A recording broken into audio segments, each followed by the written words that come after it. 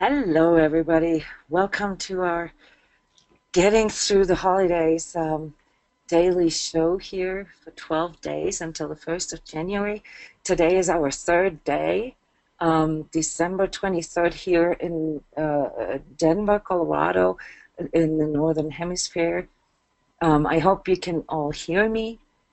A heartfelt welcome to everybody. Thank you for coming here tonight. And next to me, well, virtually next to me, is Roger Schwartz. Hi, Um, everyone. uh, so that would be me. That's Roger. And we have a special panel guest today, and that's Eloise Andrews. Hey Yona, hey Roger, hey Hi. everybody. Hey, Hey, Eloise. Very quick, Eloise, where are you from? I'm from Australia. Okay, so welcome to the Southern Hemisphere. Yes, How? and it's a bit of a heat wave over here at the moment. We're heading for 32 tomorrow for Christmas Day, and I That's believe, yeah, Melbourne's going to get 35, apparently. all right. Okay, so we only have like minus 10 degrees here. So yeah, this is the cool thing. Now, let me ask you something. How was the summer solstice for you? Um, Pretty intense the 2 days leading up to it, especially our Monday, which was the 19th, I'm pretty sure. The 19th was tough for me. Hmm. As Roger mentioned yesterday, just things just accumulated and just sort of amplified. But an intense clearing at the same time that things became um, more heated but more clear as to what direction and what was actually needed to be resolved underneath everything. So it was just like a bit of a purge, I guess. What did you? I mean, this was actually one of our questions yesterday, if I recall this right. It's what is how does the solstice? How does the southern and northern hemisphere? What's the difference? And my answer to that was that basically the solstices are recalibrations of the sun, they're recalibrations of the light. So on one end of the planet you have, or one part of the planet you have, the longer days coming, and on the other you have the shorter days coming in. So there's a little bit of a link to masculine and feminine energies there. Sure. But Yep. I don't know if you listened to our show the last couple of days. What do you feel like? I mean, as far as like differences is concerned, like we talked about the winter solstice as something that was bringing in, yeah, like you said, it was bringing in very clearing energies, but also almost like an intensity that forced us or that asked us to make a choice. It's a little bit masculine in its Yeah, for nature. sure. Yeah, definitely. I can definitely feel the masculine energy. Um, Even building the past 2 weeks, like I need to do something. It's not quite formed yet, but it's requiring me to take action, and I'm just sort of biting at the bit just to get going. I really do feel that, but I can also feel that things aren't quite, set up just yet. So there's this energy to do, but there's also restraint needed because the energy is just not quite right just yet. Oh, and this is interesting. And sorry for going off topic here, although this is one of our questions that we're having today that was submitted up front. This is pretty much what we found working with the solstice energies here in group transmissions is that there Hmm. was a very strong need to clarify, to get clarity, and Yeah, to set the goals right, to set the values right, sort of to yeah, reassess, to recalibrate, which is, it's not, exclusively masculine, but it had this like sort of call for action for, yeah, and that leading up to the solstice, there was this like bam, and then all of a sudden there's a really soft um, uh, healing energy came in, and the interpretation here on our end was that um, and this is from the winter solstice perspective, is to get in order to really get to that place where we can efficiently manage our energies and use our powers. And we need to be able to emancipate both the masculine and the feminine within us. And we need to be able to clear both of them enough so that they can even come together. So that's Mm. kind of like the feeling that I got here, was that there was some stuff that needed to be cleared Yes. um, before the light could come in. Yeah. Almost like in some areas in my life anyway, just needing to stand my ground more firmly in some aspects, and not sort of give in those areas just to know, no, damn it, no, I'm standing up, and that's not okay, just to create a little bit more of a firmer barrier. And Uh, otherwise, I just sort of get pushed over and pushed in a bit energetically. So I and, don't and know to if that know was the for other difference. people. And to know the difference, right? To know Yeah, indeed. Yeah, when what is needed. When do I have to be firm? When do I have to stand my ground? When do I have to protect my boundaries? And when is it important to be open and to allow and to bring this new inspiration, this new creativity or creation energy in? yeah, 100%. Yeah, that's spot on, And Yona. tell us a little bit about yourself, just real brief, here for our audience. This is a public webinar show, so we have people from all over the place that are not connected with transcodes and don't Sure. know anything about what we do. Just real brief, what you do and why you're here, or why you, why you let me convince you you should come. Okay, so just real brief. I've known Jeff and Yona for a few years now, and obviously a member of the Sacred Self Healing course, and have participated in the Heart Warrior program, which was just brilliant.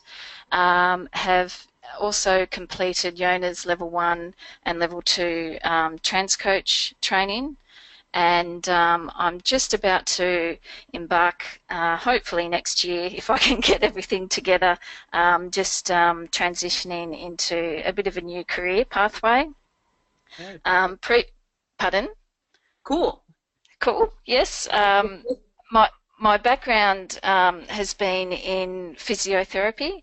I've been a private practitioner for many years and had my own business, but over the years have just really realised that quite a bit of the pain that people suffer, if you actually get to the root cause of it, it's always in a conflict on a mental or an emotional level. So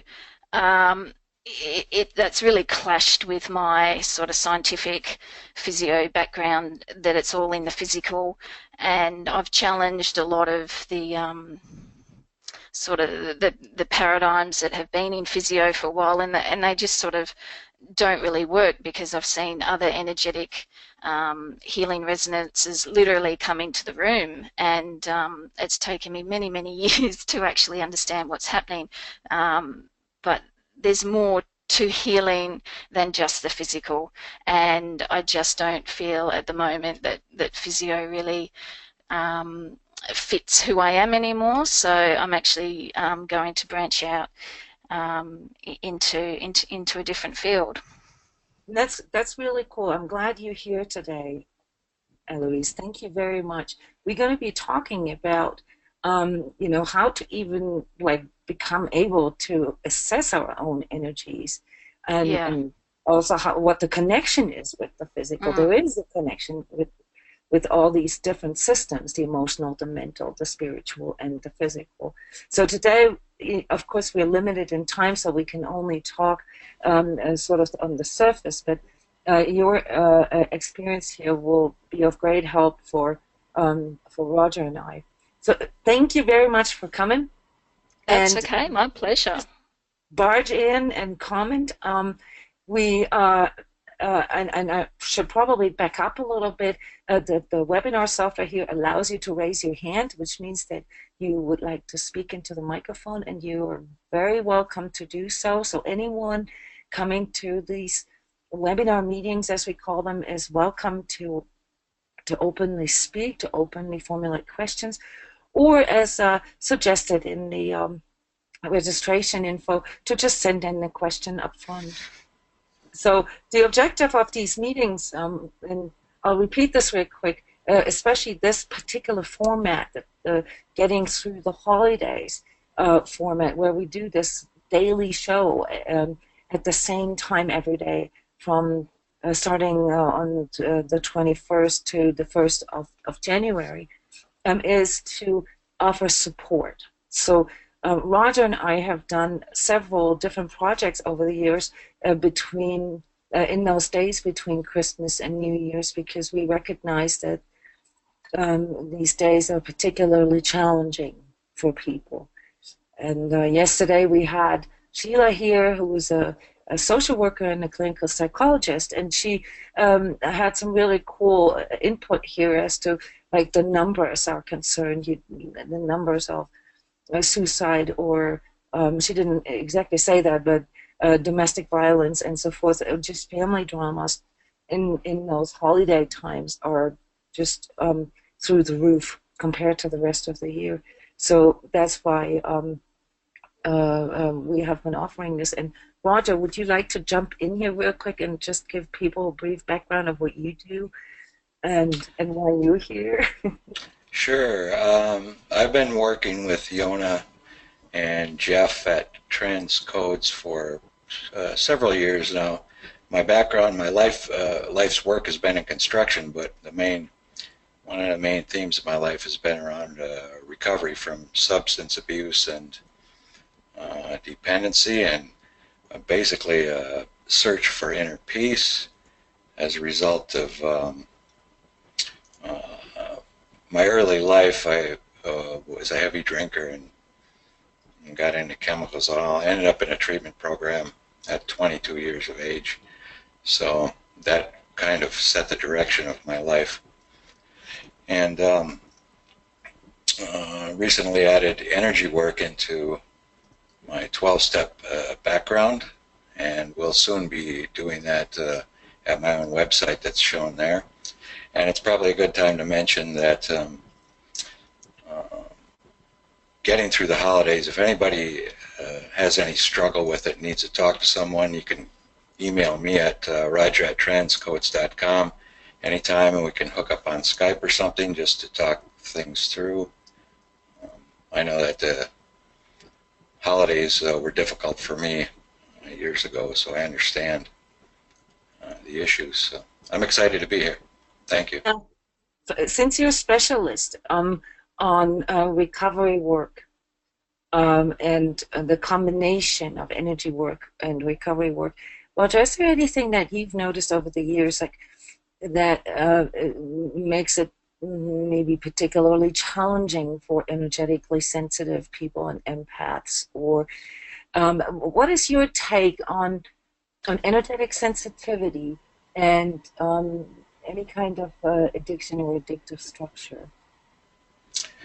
Well, of course, it's all, everything is amplified.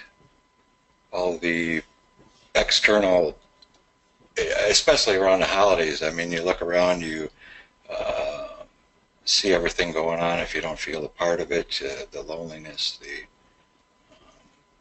just all the stresses and everything, they just can be overwhelming. And you tend to, go off into things more, buying anything to relieve your pains. So. Right, and we talked about the current collective energy. So that's a term that we use here amongst energetically sensitive people and energy workers, which is basically describing the energies that are coming in from the outside. So one of the biggest issues is that we are not only subject to our own sort of inner energetic dynamics, say, our daily dynamics or our dynamics or propensities that we have brought into this life. We're also subject to outer energies, and I think that we all know this. This format here is directed at energetically sensitive people and empaths, so I think we don't need to explain that. But one of the reasons why we talk so much about collective energies and why I write energy reports on a regular basis, is to help us to discern, to help us to become a little more confident in knowing the difference. Like, is this mine, or is this coming from the outside? Is this something that, I can control, or is this something I can't control?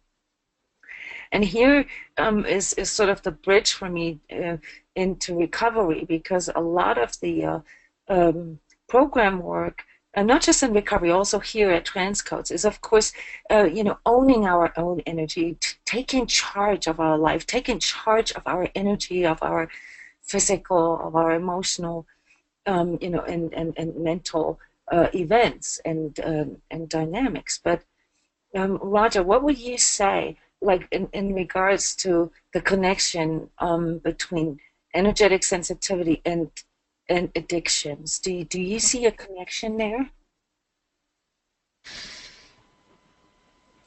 Well, the connection, yeah, the connection is that it's just the extreme feelings that I've tried to, or we try to deaden, I guess. The discomforts that are amplified so greatly. This is a question that I have an answer for that inside of me, but I can't be sure that this is subjective, because typically, of course, people come here to work with me who tend to be energetically sensitive. But what is your theory? Do you believe that everyone who has issues with addictive structure is also energetically sensitive, maybe more sensitive than people who don't have addictive structure? Yeah, I would agree with that. Yeah. It doesn't always appear that way because of the protective measures we develop through our lives. Some people can appear very strong and tough, but I think beneath it all, there is a sensitivity. That's my feeling too. So probably won't find an answer here today. That was just a little excursus, but I think the point you made is that when energetic sensitivity comes together with pain, with big emotions, it's almost like it's even more amplified. Yes, And it gets to be overwhelming. yeah, and this is why we recognize, this time of the year, sort of the end of the year energies, is particularly challenging for anyone in recovery, but for any energetically sensitive person. And there's a sort of a sub theme here that's called high vibrational living. That's just a term that I've adapted or assimilated, I don't know, expressing that our goals are, or our alignment is to higher vibrational goals. We want to be happy. We want to feel love and joy. And so this is really where we are heading, but we are encountering quite a few challenges there. And when we are energetically sensitive, one of the biggest things that we first encounter is what Roger just mentioned, is how to deal with all that. Roger, you mentioned the protective measures, we often call them coping mechanisms, like how do we deal? And Eloise, as a physiotherapist, how a lot of people deal with pain or fear or other big emotions, Yeah. mainly through their bodies, right? Definitely.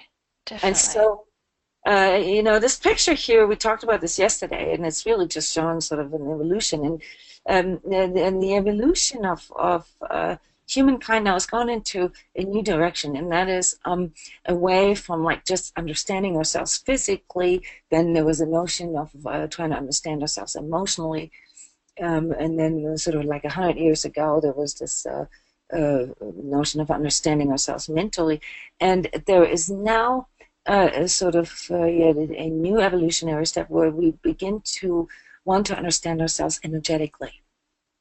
So what does that even mean? All right. And what we see here is a person who has something that in sort of common language would be called aura. And most of you may be familiar with this, these little symbols here with different colors symbolizing the energy centers in our body. And so today's subject here is from a question that we weren't able to answer yesterday, namely from Amy. And Amy asked, how do we know the shift in our, how do we know the shift in our vibration, or how do we know if we're moving forward by attracting the right kind of people, etc. While at the same time having all these closures and I'm supplementing here, and clearing and healing symptoms and so forth. So how can we confirm that we're actually vibrating on a higher frequency than before? So that's a very complex question. But really, what Amy is asking is, well, for one, how do we even know where we're at? And when we talk about vibrations or vibrationally or resonance, we're lending terms here from um, physics, really, just to describe that we're talking about the energetic aspect of ourselves and not so much just the emotional or just the mental or the physical. And so today's main theme is learning how to read and work our inner energies, but also how to assess it. And there's a chart here that I introduced yesterday that I use to teach people how to assess their own energy. And it's really, it looks a bit complicated here with all these words, but if you focus on the left, on the scale from 0 to 10, with these red zones and these blue zones, then the only thing really you got to sort of understand here is that these these red numbers here on the scale and with the downward arrow represent when we are in lower vibratory ranges, slower vibrations. And the main characteristic of these energies and energy fields are that they are contracted, that they have a downward spiral, that they tend to pull us further down, regardless of what we do.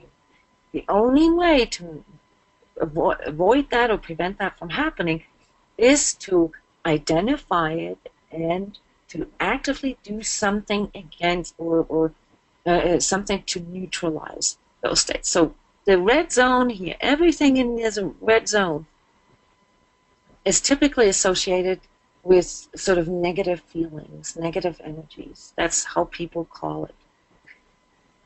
And so the blue areas here with an upward arrow signifying that that this arrow continues, that there is an expansive, self-propelled type of energy field here that we're dealing with, and we call these faster vibratory or higher vibrational states.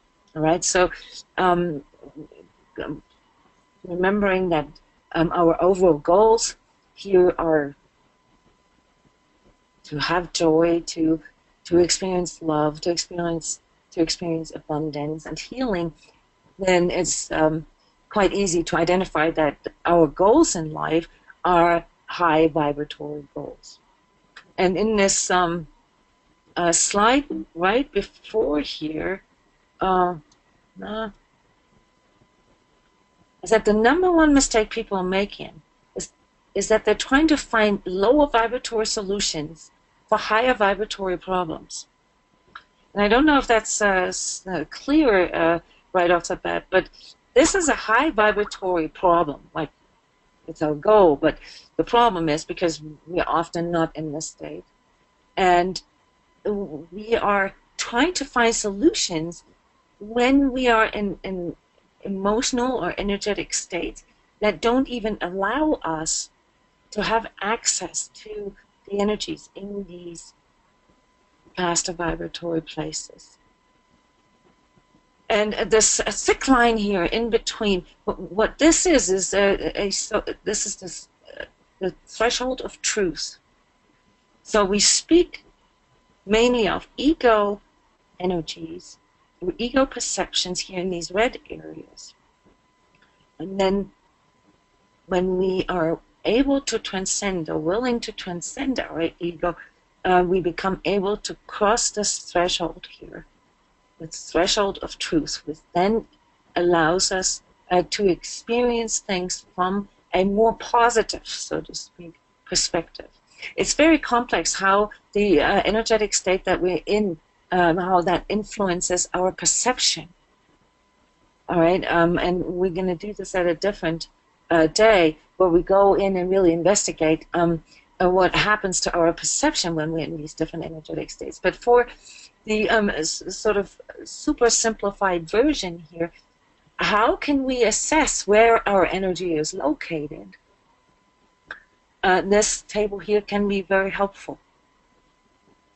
Most of our lower vibratory states are signified by emotions. And I think I don't need to explain what it's like to be in fear or to be in pain. So we can all identify when we're there. And we can also connect with what we want to do, what it makes us want to do, which would be the same as these protective measures or these coping mechanisms that we talked about earlier. And it can trigger certain structures in us, all right, certain things that we can actually identify in a person's energy field that can be impedances in reaching our higher vibratory goals.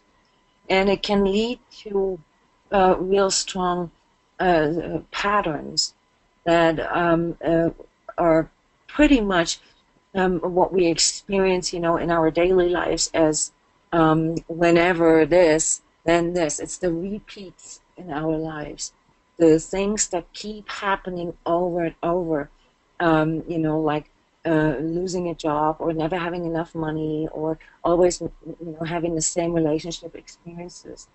And so this is, of course, a little intellectualized here, but these words, and they describe certain patterns that we have in us. So if we are not sure where we're at, all right, at a certain time, like say right now, then the best is always to look at the emotion first, because this is the easiest for us to connect with. Like, how do I feel right now? What is the predominant feeling in me? And then to look at maybe can this be confirmed? So, like say, I will make an example reflecting on the collective energies right now.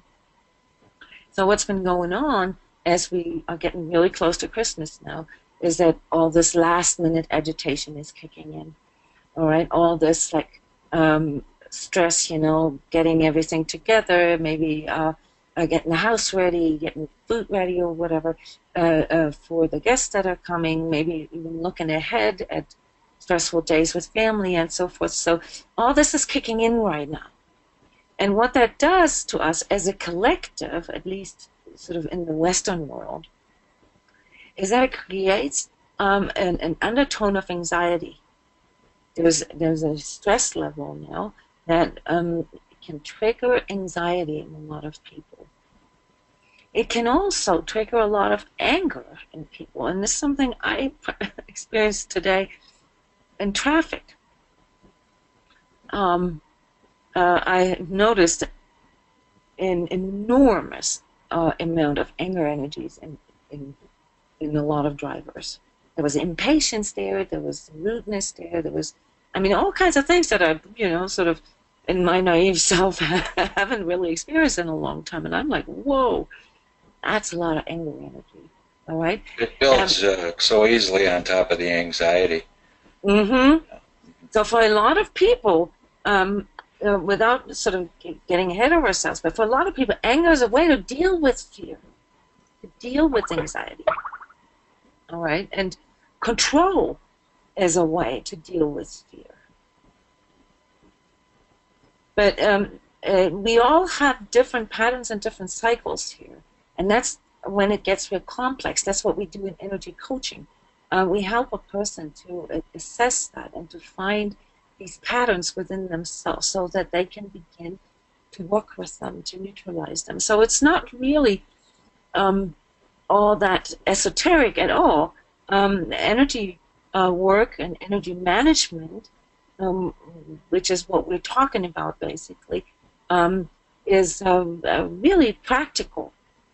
And so the first step in assessing our energy is like, okay, where am I? All right. So if I just sort of feel into the collective is in fear right now. There's a lot of uncertainty on many different levels, not to mention direct threats. Okay. So this is the undertone that we have. And then there's a lot of sort of unresolved stuff. Unresolved energies. We talked about this earlier a little bit. The last 2 weeks, especially since Sunday, leading to the middle of the week here, were really about clearing out some of these things that have sort of started to build up like a pressure cooker in us. All right, so that was where masculine energies came in to clear out some of that. And sometimes clearing, just so you don't have a wrong impression here, can be very soft and can be very feminine in its nature. But oftentimes, the first way we clear energies for most of us is sort of in a masculine way, and that's through venting or projecting. And so this is what's going on right now in the collective. So as a collective, we're here. But of course, underneath all that is us wanting to begin to understand how do we deal with things. It's not what happens, it's how we deal with things. All right, so how do we deal with our fear? And for some people, it means that they go even lower. They begin to feel depressed and ultimately feel themselves in a situation that has very, very little energy left, really unable to express any life force, and basically just sort of hanging out on the couch and starting to drink. So this is sort of a typical pattern when our energy gets stuck in a lower vibrational field. And right now, the collective field is dominated by lower vibrational fields, which means that most people are actively dealing with energy management issues now.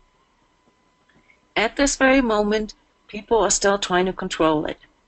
They're still trying to get everything done, to be efficient, to be perfect, and beating themselves up if it's not. But there's still sort of control as the main coping mechanism right now.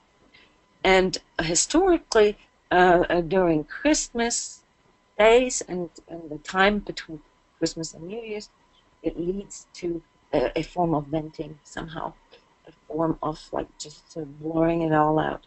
Now, if you do not meet with your family and if you don't have a life situation like that, you may not feel this as much, but you can observe this with others and so forth. So this is just sort of a very, very brief scratching the surface here on energetic patterns. The main focus for us right now is, where do I feel like my energy is mostly located? And Roger and Eloise, can you help me out here a bit? You were familiar with the color coding of our energy centers, right? And you can see that there's a little bit of a connection there, right? Between our chakra system, our energy system, and our emotions and how that expresses. Can you help me out with describing like how this feels like when you are in any of these particular states? Starting here at number one, what does it feel like on all levels, emotionally, mentally, physically and also spiritually, when we are caught in shame and guilt and blame, what does that feel like? Where do you feel?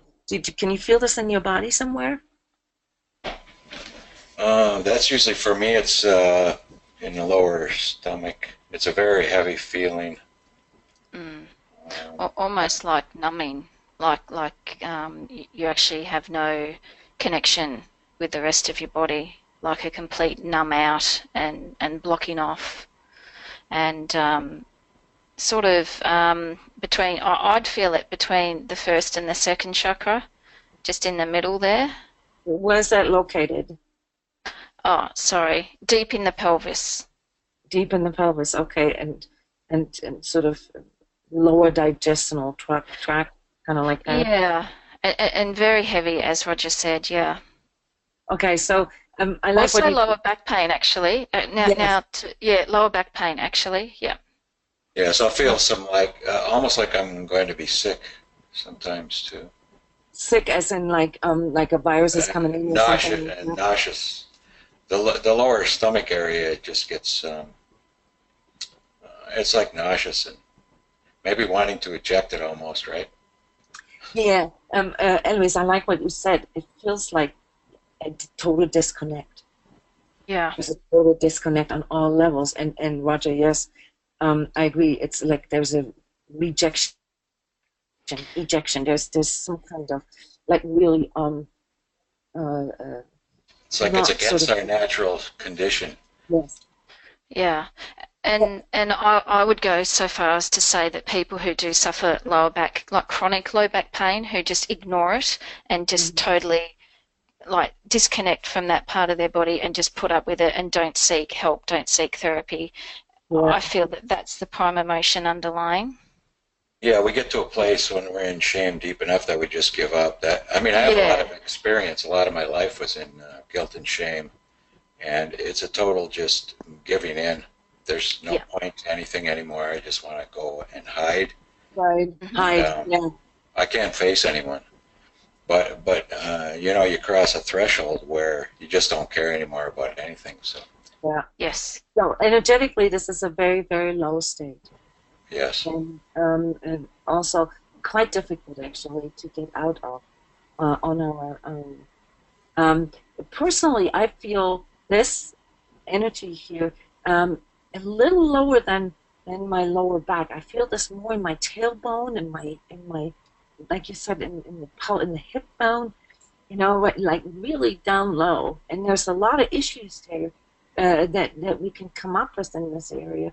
You know, like congestion or constipation in like in this like really sort of fundamental functionality. All right, so there is something disrupted here with our basic physical and emotional functionality. And as we recommend people to educate themselves on their energetic systems, our chakra system, the physical chakra system. So there's multiple layers of our energy system, but the simplest one is the one that we can all sort of feel in our body. I brought chakra charts here so that all of you, if you look at the video later, and I will send this with the recording to each of you who've registered, can also use, these physical areas to locate where your energy primarily gets stuck. All right, so lower back and spinal hip issues, knee issues, and those, Eloise, you can vouch for that, right? It kind of all Definitely. goes together, so you can't really separate that from another anyway. Yeah. But if you can't fully connect with the feeling that you have, then see if maybe some of your chronic or some of your current issues, physical issues, if they can give you an indication as to where your energy might be located. So these charts here give you a really detailed overview how this can display in emotional aspects, and mental aspects and so forth. And it also gives very basic remedies. right? So that would be sort of the uh, indication that our energy is kind of stuck here at a very low vibratory state. Pain, um, when we are in pain, this is not, I guess we don't need to describe what it's like to be in pain, but the feeling associated with it is the self giving up and sort of feeling depressed, and very often leading to patterns that are linked to self punishment. Now, what happens here is that this is actually a better state than this. So, from an energetic standpoint, it has more energy. So it allows us to do a little more. At least we can be self-destructive here. um, Here, we have barely any energy to do anything. So, um, which, by the way, just sort of out of curiosity, if anybody's interested, one of the issues with antidepressants is that when a person needs antidepressants to get through a certain, like a really, really low state of apathy, then the administration of antidepressants can actually lead to suicidal thoughts or suicide, because the person then has more energy and can actually follow through. So in this state here, it is unlikely that we follow through because there really isn't enough energy there. This doesn't kick in until we feel a little more energy, and especially anger. But anyway, so pain and fear, they're related with another, because fear is very often a link to pain. Just think about it. Fear is very often sort of the memory of some kind of pain when something went wrong in the past. And the fear is then our mental reaction to that, thinking, oh my God, what if I'm, if I have these lower back pains again that took me out for 2 weeks last time? Or what if my heart breaks? What if he cheats on me and my heart breaks, and then, I'm never ever going to be happy again? All right, so fear and pain, they're linked with another, and we see them energetically often located here in the second chakra area. And the boundaries here are not static, okay? So don't get me wrong. I'm just trying to make connections here for you so that it's a little easier for you to locate and to assess where your own energy is, and to begin to read your own energy. So second chakra, the sacral chakra, located around the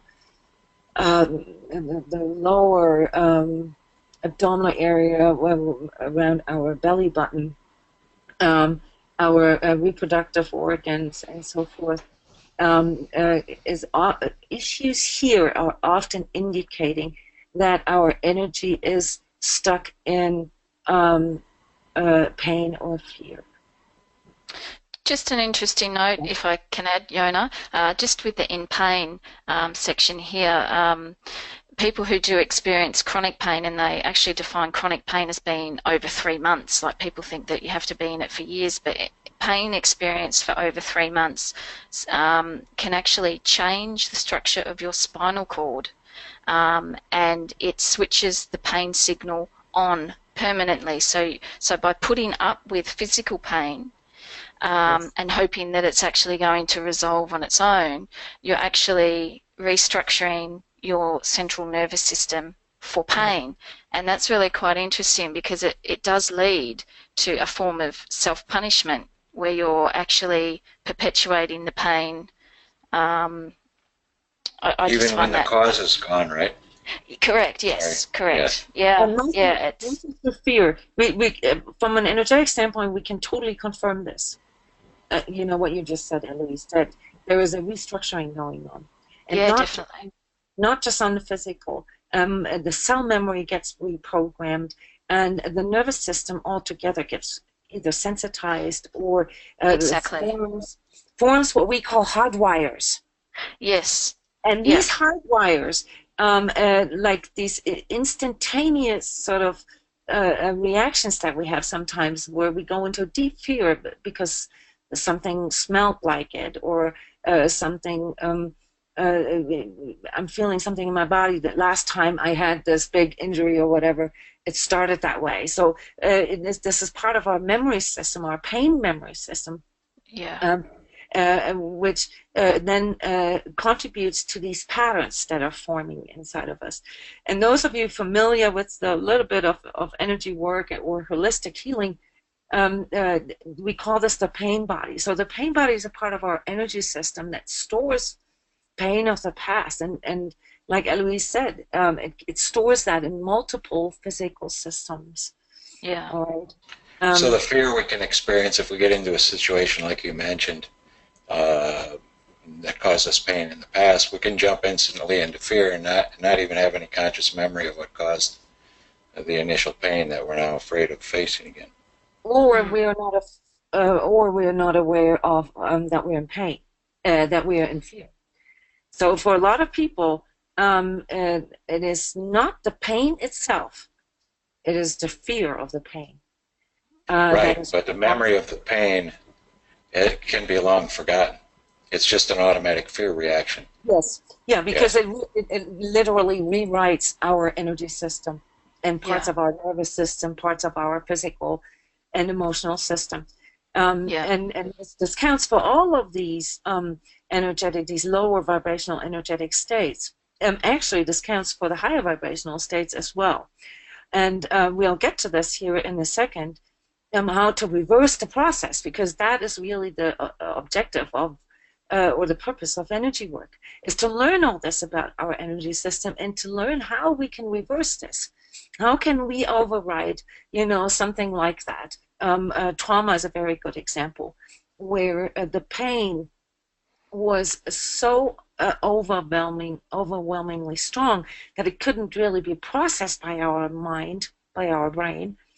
And that it went straight into our physical system. It went straight into our autonomous nervous system, all right? And it can lead to like direct blocks, like inability to function under certain conditions.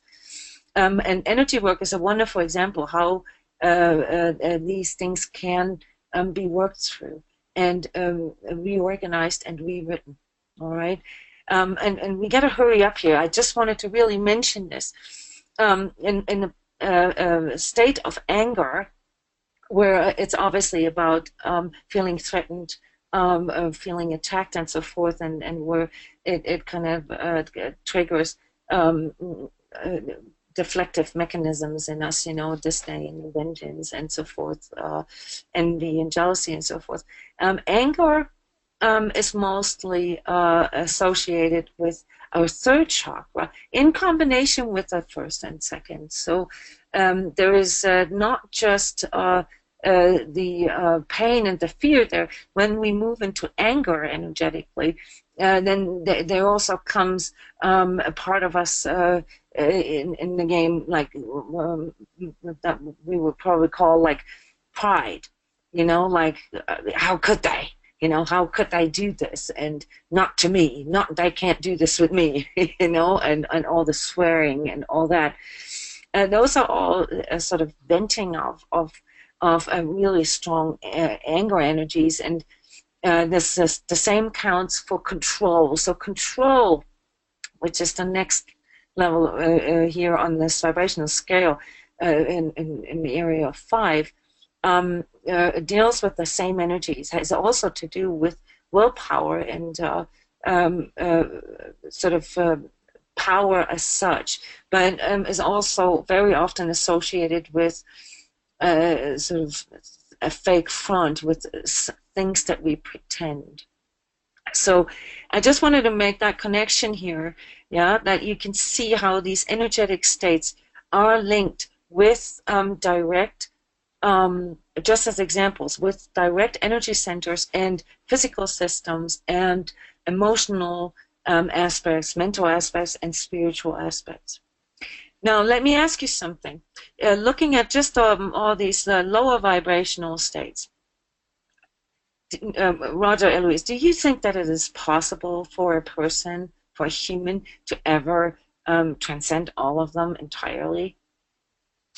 It hasn't No, been, no, it hasn't been in my experience. Go ahead, no. Eloise, sorry. Oh, sorry, I was just going to say, I don't think you transcend the emotions. I think what happens is you get to a point where you can allow yourself to experience that emotion temporarily, but don't stay stuck in that state. And then you have your new coping mechanisms in place to get yourself back out and learn to let it go a lot sooner than you did in the past. All right, so I agree. it's about not getting stuck there. It's not Yeah, Yes, about not having yes. them. exactly. So, Now, And we that's talked a little bit oh, about yesterday about how a thought comes in and it'll bring up a feeling, and if you feel the feeling and then you go back to a thought and you say, "Oh yeah, that's right," you give support to the feeling. Everything continues to amplify back and forth, and it spirals you down. So the and inner that's peace, yeah, that's a key word here in those lower vibrational states is that it spirals you down. So if you don't do anything about it, if you find yourself in any of these states, if you don't do anything about it, it will further spiral you down. exactly. And in order to not let this happen, um, the coping mechanism that most of us use is control. We're trying to control our emotions, all the way to like completely dissociating from it or judging them as something not spiritual. yeah, And It it basically requires just the opposite in my experience. It's a form of surrender, is. willingness to yeah, feel these things, not judge them. yeah. And admit to experiencing those things. Yeah. Right. So because it really comes down to when we look at what do we need to even get into these sort of higher vibration, into these more expansive and happier states. What do we need for that? Well, we need the ability to shift our energy out of these states. All right. And the only way we can do that is not by trying to control them. If we try to control them or deny them or hide them or dissociate from them, well, where do you think, this is a rhetorical question, where do you think that energy goes? It has to go somewhere. Mm. So it stores either, in our body, or it stores in our emotions, like the deeper, the buried emotions, or it stores in our in our thinkingness, like sort of as a hypercritical judgment or constant mental looping, and so forth. And on a coping mechanism or pattern level, it can lead to addiction. It can lead to a self-destructiveness and all other kinds of sort of destructive behaviors. And so, from an energy standpoint, um, and this is coming back now to Amy's question, from an energy standpoint, all that really matters is truth, which is this threshold here. Because in these states here, we don't really see the world or ourselves the way we truly are. We are limited by these energetic states. They're contractive, which means that in these states, in fear, that's all we can see. We have no access to any of these higher abilities. When we are in fear, we are not even able to be angry. We can go further down. When we're in fear, we can feel pain and we can feel guilt and all that, but we can't really access any of our higher abilities, which means the reason why we focus on this threshold here and to feel empowered is because of a new energetic structure that we implement when we have the courage to actually change something, and that is through letting go, through detaching, and as Roger said earlier, through surrendering, which is a slightly more advanced version of detaching. But the main point being here is that the first and biggest step is to identify where we're at, and then to compare it basically with where we want to be. So here I am, I find myself in fear, and yet where I want to be is maybe, I want to be healed. I want to have a healthy body, and I don't want to be dealing with any of the anxiety or the pain that I have. And so we see that from an energetic standpoint, the main issue is the discrepancy. And Eloise, you said this earlier in a very clear way to me. You said that it's all about resistance. All right, and so here comes the second step. The second step is to let go of judging where we're at. The biggest issue, especially in the spiritual scene, is that people have all these good goals, these good intentions, but then they continually, of course, find themselves stuck in these sort of lower emotions, if you in quotation marks, all right? And then they start to judge themselves and to energize, that this is sort of bad to have these kind of emotions. And that's the sort of here, at this level where we become empowered. We need to learn how to let go of our judgment that emotions are bad. There are no good or bad emotions. They're just emotions. And they're an important part of our inner signaling system. They have many different functions to secure our survival, so they're not bad. It's just when we get stuck in them. And this getting stuck is something that we cannot really control when we're in them. Unless we learn ways to shift our energy out of them and to really let go. And then the significance of this state here, or of this threshold, becomes that when we are aligned to truth, then we begin to have a choice. So these blue states here, which are still, subject to our personal journey and our personal development and maturity. But we actually do have a choice when we are here in this first stage of the blue area. When we are here, we don't. As long as we still try to control, as long as we still follow the harder the better, no pain, no gain. Just to make a few examples here of how this energetic state can anchor itself into our mental belief system, then we don't really have a choice. So how do we know that we're progressing? Well, do you guys want to say something? How do you know if you're progressing? I base it on inner peace level. Yeah. How much? And I was just, sorry, Dal. Go ahead. No, say that again. Myself? Yeah, I couldn't hear. I say I base it all on inner peace. And how, I guess, how trusting I am, how much time or how more frequently I can just allow things to happen.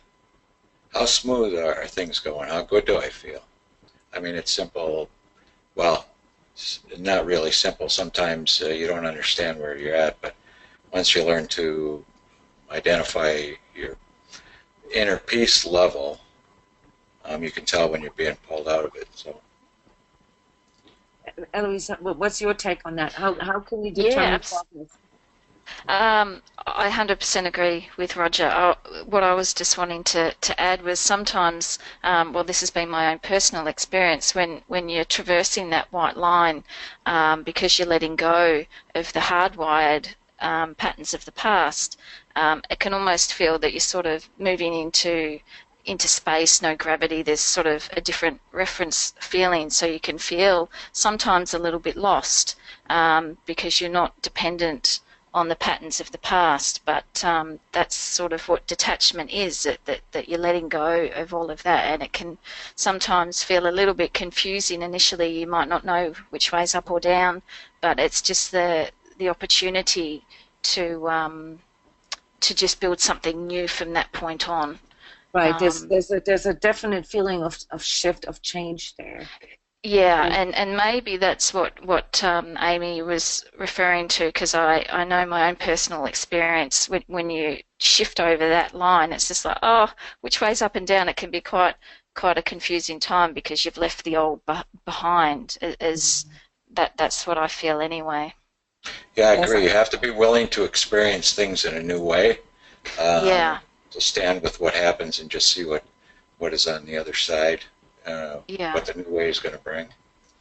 Yeah, so I think the biggest conflict here that I see, also reflected in Amy's question, was how do I know that I'm actually in higher vibratory states if I'm still releasing things here from my lower, like build up anger, for instance. And this is, we won't have the time to go any further in this discussion here today because we're already at the end of today's meeting. But if we find ourselves in anger, does that mean that our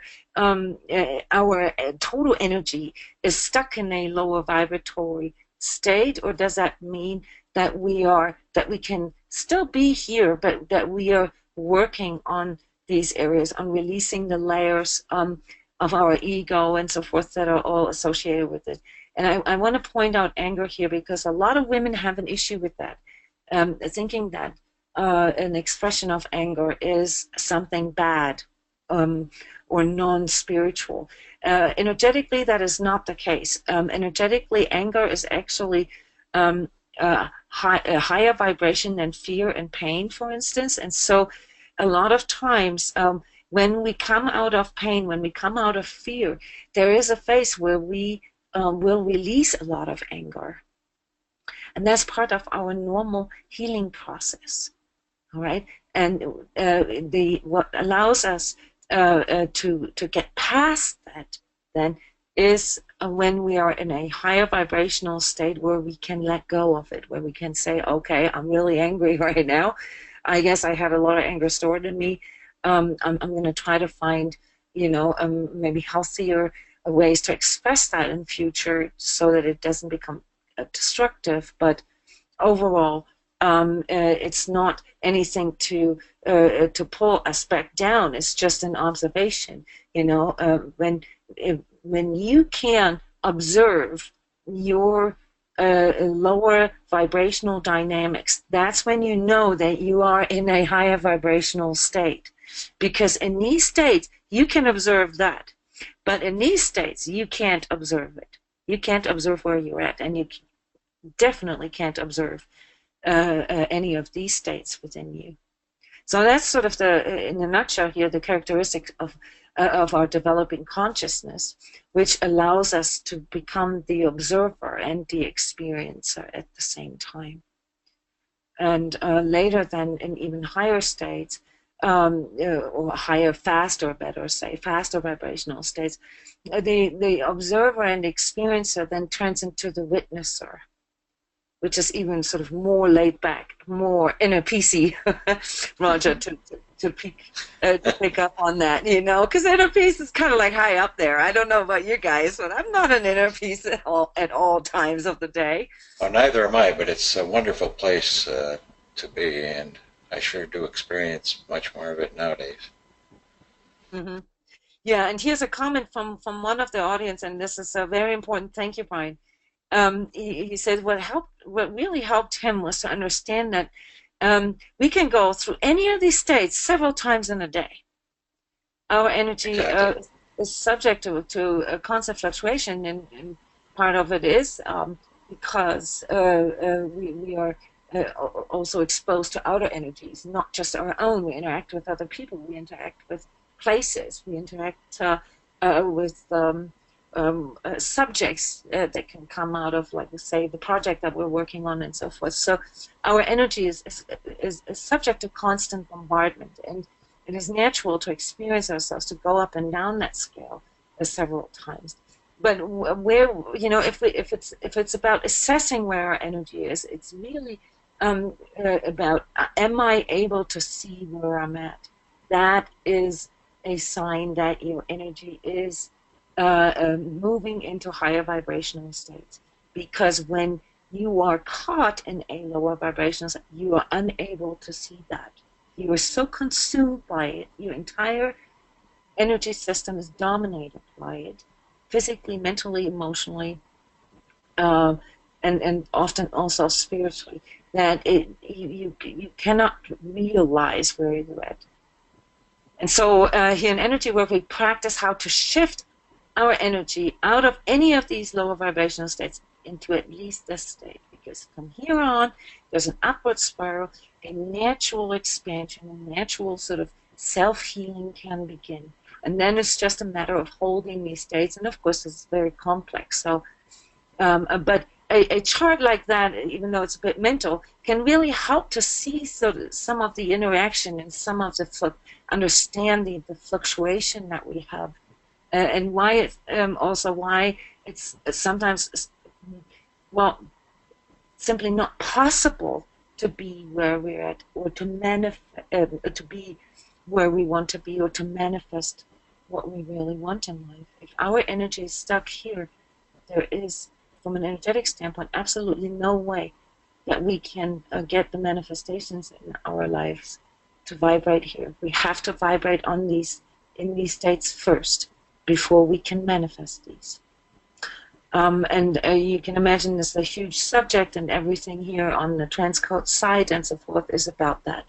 It's about working through these different states. So before we start channeling the energies from March 2017, is sort of like the goodie that we do here with people who are energetically sensitive, never worked in energy work before, or nothing, just a very intuitive, precognitive sort of channeling of what is to come.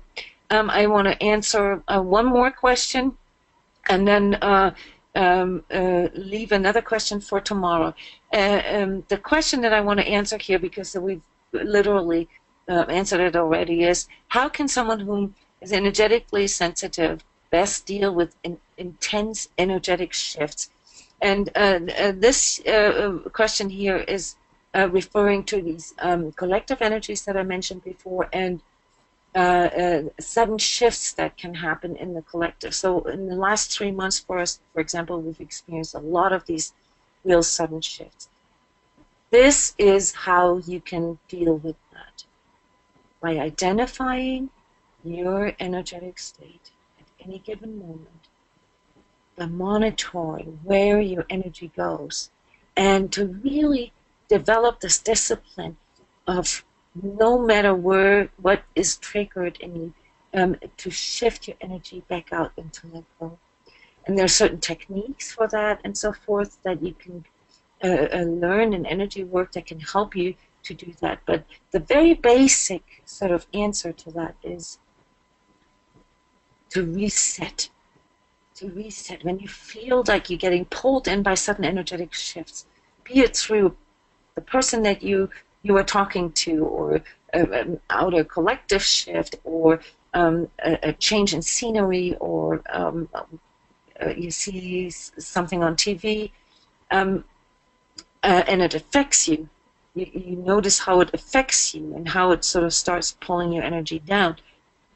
The first step is to say no, to really have the stance and say, no, I'm not going there. I can feel what is being triggered in me, but I'm not going there.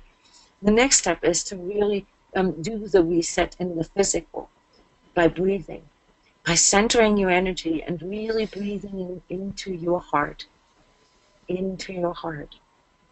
Breathe through, like, say, the anger or the fear. You know, they in parenting, they always say count till 10, before you say something or before you do something. And that's very similar to that. So to reset and to find your center again, to find your heart, to breathe through it. And then this helps you to increase your energetic stance. Then you can actively work on transcending whatever the trigger was. Is there anything you would like to add, Eloise, Roger? Sometimes, I would just quick, and then I'll let Eloise. Sometimes you just have to stand with those feelings and allow them and realize they're not yours and let them pass, because you sometimes they're so overwhelming that you can't basically, keep them out. So you have to breathe through them. Yeah, just allow it. The feelings aren't going to hurt you at all. The only basically danger is spiraling down, latching onto them and taking them on as your own, and then magnifying, amplifying everything. So just don't be afraid of feeling the feelings, the fear, the pain, whatever. And no, it's To not your allow, own. It to allow, eventually, yes, so, yeah, to allow yourself to sit in it and to really feel it out. You know, like, where is this coming from right now? Is this mine? Is this something? Is this something that I choose to feel right now? And if you feel like this is coming from the outside, or this is triggered from the outside, then your best protection is to go into your heart and to breathe, you know, through your center a little bit, and to recalibrate yourself. And of course, yes, we're getting a lot of comments here to not judge yourself. oh, very important. Yes, that seems to be one of the biggest pitfalls here with this work, is that of course we all want to be, you know, in love and you know, all healing and all spiritual and all, but it's not the reality of it. We do have emotions, and so when you find yourself, you know, going into anger or specialness or fear or pain, do not judge yourself and beat yourself up. You know what that does? It activates a pattern that's here in 5. So this is a contractor state already, and then creates this sort of loop here between judgment or critical inner voice and guilt, and that is like really sort of detrimental for your energy. It's a lot harder to come out from here than from here. So when you feel these judgmental thoughts come in, like, ah, how could you? I should have seen this earlier. You know, how could I let myself get that down? Or so. When you feel those coming in, to immediately go shift into your heart, and to immediately sort of get out of there. That can allow you to stay in the peace that I was talking about, even with these things going on, right? So Yeah. you can experience more inner peace, and as you're dealing with those things, you don't have to tie on to them. And you don't have to react either. That's Right. the power of choice then, because as soon as you're more centered and willing to let go, you actually you will realize that you actually have a choice, that you can choose to be angry now or not. And sometimes you may choose that you want to be angry, and that's totally okay, because you are owning your energy. You're in charge of your energy there, and that is a higher energetic power, or a stronger energetic stance than just losing it. I hope this makes sense. So yes, we get to this point here. I was trying to build a bridge here to breathing through the heart. The channeling of each month of the next year, which we started 3 days ago with January and February. So today will be March. Is the technique is not even a technique. The way I showed the audience how to do this is to simply do deep breathing and finding the center. And as we breathe in, we sort of pull in all these excessive mental and emotional energies that are sort of circling around in our body, in our energy field, and allowing our heart to invert that, to neutralize them. And as we breathe out, we kind of visualize releasing all of them sideways. All right, so kind of like our outstretched arms to the left and to the right. So if you just all want to chime in here and follow me, just through a couple of deep breaths, releasing some of the energies of the day. And then we'll sort of tune into March of next year. Okay? So I'll take a moment here to find my center.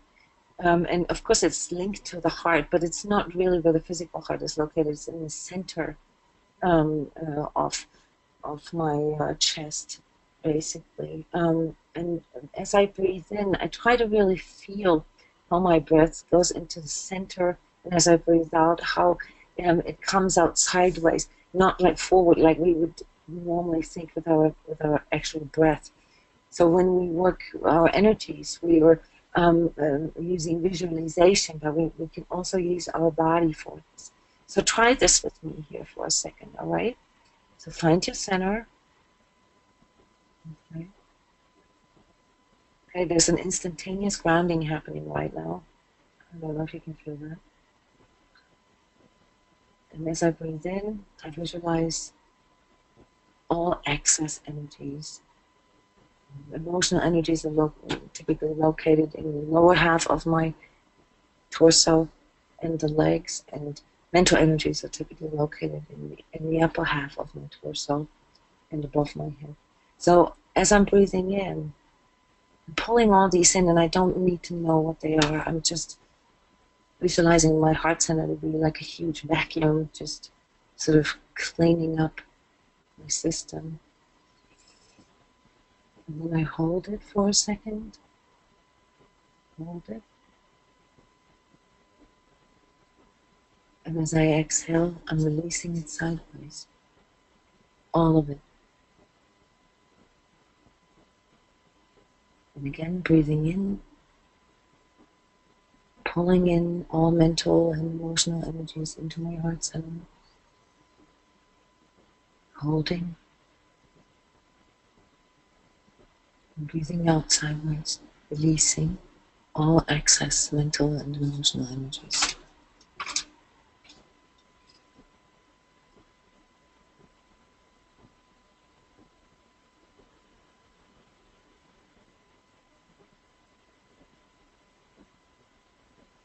Good.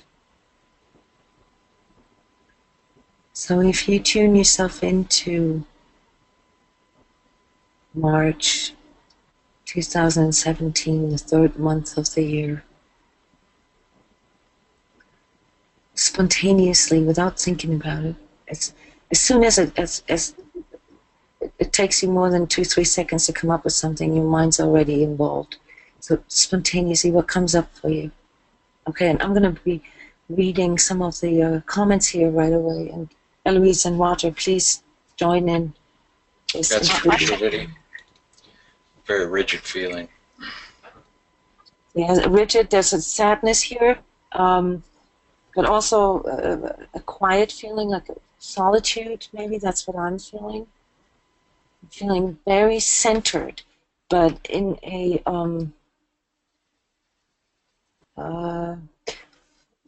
like not quite sure yet how this is going to evolve.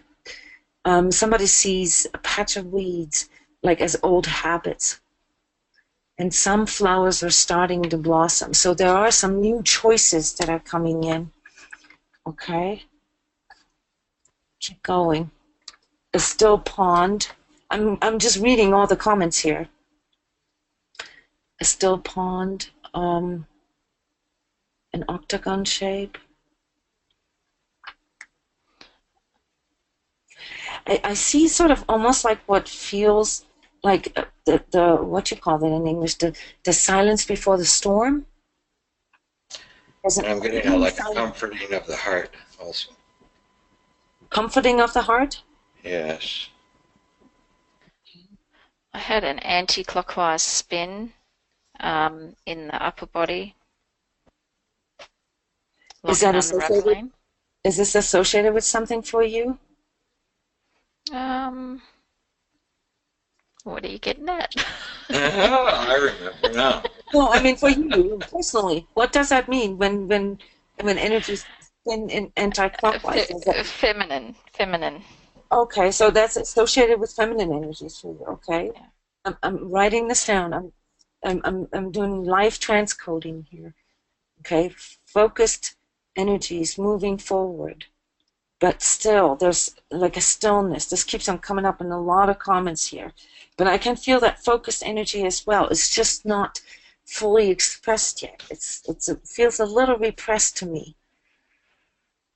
And I'm feeling clutter. Things have to come together. Yeah. Okay, someone's writing the sadness is not strong. It feels more like a release. Yeah, maybe it's sort of maybe a little bit of grieving. That's a part of the comforting in the heart I feel too. It's similar to what you're talking about. So like a release, like a catharsis almost, sort of like a healing. Yeah, so there's a few tears being from the heart. Yeah. Okay, a lot of people feel the feminine energy as well. Yes, I mean, some people actually see a feminine being, a lady, looking at the still pond. So there's, what would you call that? There's almost like a feeling of expectancy, ex like, or anticipation. Or is it Hmm. more looking backwards? I feel, actually, to me, this feels Is more like looking backwards, like looking Yeah, I was behind. going to say, is the pond like a reflection, like self-reflection? Yes. Feels like looking backwards. Yes. Other people, yes. Reflection. Yes. A lot of people here agree with that. Poignancy. Yes. Learning from experiences. This is interesting because, I take like a few minutes before I get ready to go on the webinar software, and I just sort of feel this out a little bit. I'm not doing a real energy session. I'm just sort of feeling it out a bit. And this was probably the strongest a feeling there that I got to. That was, this reflecting back on the learning experience and really wanting to. Um, uh, there are new choices there already, but they're not fully manifesting yet. So it's a little bit of what you described earlier, Eloise, like this um, sort of where Anti, we're in limbo a little bit. yeah. Yeah, so more like a pondering of January and February, not like looking far back. Yes, and using discernment. Yes, so this looking back, this sort of okay. In January, I started a few new things, maybe, and how did that work out for me? How did that uh, come to fruition, or is this something almost like a recalibration? Like, is this really something that I still want? And is this some? Are there maybe things that I need to let go of? I get a little bit of feeling letting go of expectations. So that's where the grieving maybe can come for. And I keep feeling like a deep peace beneath it all, though. yeah. So there's not this feeling of like I have to do anything with that. There's more of the reflection, so more of a feminine trait here, also discernment. Yes, like rechecking with ourselves. I like that. And when this came in for me before the session, um, I came up with something that I'm going to ask all of you, the audience, almost like a homework.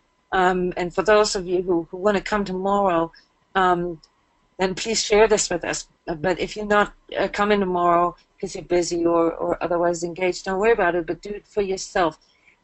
And that is looking back at this year. What is our learning experience of this year?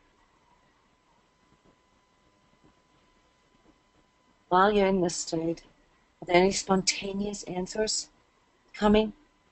Like learning experiences from this year. What have we learned?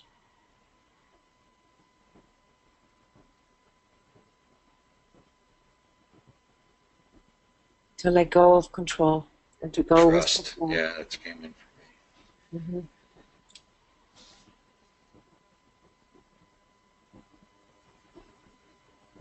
Finding my true self. Uh-huh. So don't beat myself up. Yep.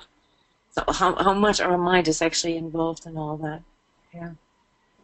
There's some very cool things, even though this year was mainly perceived really as a challenging year for most people. But there are some really cool things. Yes, taking responsibility. I see that too. So those are some of these things that we've learned this year, and it wasn't always comfortable. So all these things that you just said, like letting go of control, trusting more, being in flow, not beating myself up, which is like non-judgment, and taking responsibility. Those are all things, those are all energies that are linked to our lower vibrational. energies within. And so in order to let those go, we had to deal with sort of the pain of crossing this threshold this year. Yes, and to give myself more credit than I used to. Thank you for saying that. This is something that came in really strong for myself this year. Not to go into specialness or to develop pride, but to really give myself credit and to understand that it is all sort of my inner power that is guiding me to do things, and that's at least for me personally has helped me to trust and to let go of control. Because quite frankly, at some point in my life, I've realized that my higher power, my inner higher power, makes much better choices than my ego. And so it's just progressively become easier for me to let go of control. That's so important. Looking at how far we've gone instead of not where we haven't gotten yet, or where we haven't gotten yet, especially for myself, the sensitivity, it's got to do with that also, but it can flip your whole perspective very quickly. Yeah, and I think this is, I think, related with March energies. I mentioned this before, I think, in one of the articles that I recently wrote, sort of from a more astronomical or astrological or even natural point of view, the new year doesn't actually begin until March. All right, so that's when, with the spring equinox, that's when new life emerges. All right, so this is when sort of officially, the new energy comes in. And so when we channel March energies, we always get this sort of deeper meaning, this deeper reflection, and still sort of hanging in the old with one leg, and starting to make a step forward. So that's actually really cool. There are some things on a collective level that I feel for March. Some of sort of the rattling events. But those things don't matter really for the feeling that we have, because these are just things that are right now in the field of probability, but this can all change. But at the end here of our 12 days, I'm going to write up a really beautiful sort of forecast based on your prediction, audience. So whenever you see your transCODES energy forecast for 2017, you contributed. Okay, so that will be very exciting and has worked really well so far. So at this point, which seems to be almost like a tendency here now, that we need an hour and a half instead of an hour. It feels good, that 90 minutes. Yeah. I want to thank you for hanging in there, even though we went over time, and point out again, we are encouraging you to ask questions at any time of the meeting. You can send questions in ahead of time, or you can ask direct questions right now if there is some burning question that you have. Okay, so far there's no question coming in, but lots of thanks to you, Eloise and Roger. My pleasure. It was great to be here. Yes, thank you, Yona and Eloise. Always enjoy listening to you. Okay, there is a question here. If we miss any other session but didn't get registered, can we get the links to replay? Yes, that's a very good question. Let me show you what you can do here in a minute. The transCODES forum has a link to the videos, to the video recordings of every day. All right, so there you can go and look at them. But one registration gets you into the list. And so every day after our sessions, I send out the recordings, and you should be receiving them in an email, whether you came to that meeting or not. But even if you lose those emails or delete them, the the recordings for our meetings here are all archived in the forum. Yes, thank you very much, everybody. Lots of gratitude here, lots of thanks. Yes, and somebody's commenting here, the link for the email from day 2 was actually day 1. That's correct. I've corrected that and sent out a new one. So that's all functioning right now. There was some kind of mix-up here with my files, but that's already been corrected. Yeah, so what a wonderful experience.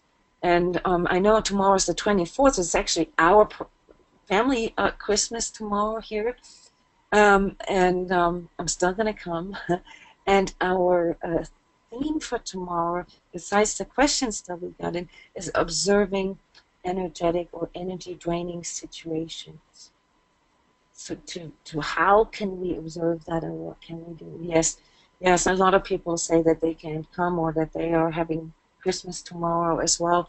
So everyone here in the Southern Hemisphere, or Australia, Japan, New Zealand, have a wonderful celebration, a wonderful Christmas.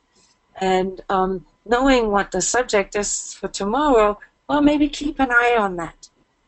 Observe how energy draining situations, how they occur, and what these dynamics are. Where does your energy go when you feel drained? All right, so that's what we're going to be talking about tomorrow. Thank you, everybody. It's been an honor and pleasure, and thank you, Roger and Eloise, for being here and for being such great hosts. Very well. Thank you, Hope to Roger. see you all tomorrow. Yeah. I'll be here myself with Fiona for sure. Very cool. Bye-bye, everyone. Bye.